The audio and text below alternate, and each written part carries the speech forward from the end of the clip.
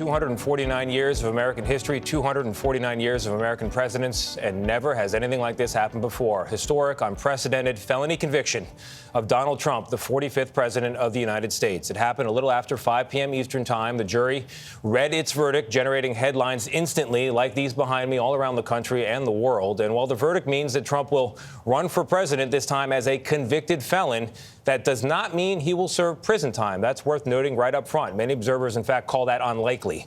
The former president was found guilty of all 34 felony counts of falsifying business records, all tied to a hush money payment made to adult film star Stormy Daniels in the run-up to the 2016 election. The jury needed less than 2 days to make its unanimous decision. Trump plans to appeal, and he remained defiant outside the courtroom, where he was greeted by supporters and protesters. The guilty verdict is another first for the former president, who is also the first president to be impeached twice. This morning, we'll have complete coverage of the verdict and what it could mean in November. Let's begin now with Robert Costa, who's been following the case from the very start. Bob, good morning. Good morning. This verdict just the beginning of a new uncertain chapter of this campaign, fueled by former President Trump's grievance. And the sentencing will now come at a crucial moment in July, just days before Republicans select him as their nominee.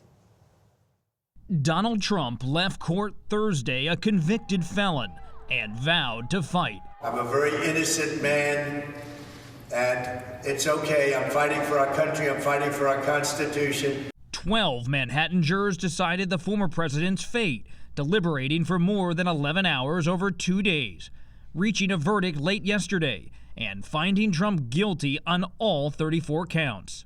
Inside the tense courtroom, Trump looked straight ahead as the verdict was read, a blank expression, then stared at each juror as they confirmed the verdict one by one. This was a disgrace. Trump was convicted of falsifying business records related to a $130,000 payment made to adult film star Stormy Daniels in the lead-up to the 2016 election to keep her quiet about an alleged sexual encounter. Earlier Thursday, the jury reheard crucial testimony from former National Enquirer publisher David Pecker and Trump's former fixer Michael Cohen. The defense called him the greatest liar of all time. Cohen weighed in late Thursday. It's accountability. It's exactly what America needs right now. Manhattan District Attorney Alvin Bragg, who brought the historic case, also spoke last night, saying Trump had been treated like any other defendant. Our job is to follow the facts and the law without fear or favor, and that's exactly what we did here. The only voice that matters is the voice of the jury, and the jury has spoken.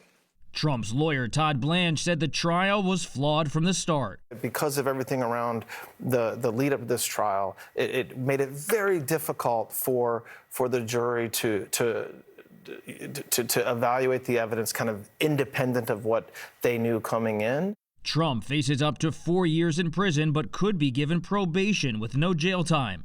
Judge Juan Merchan announced he will sentence Trump on July 11th, 4 days before the Republican National Convention.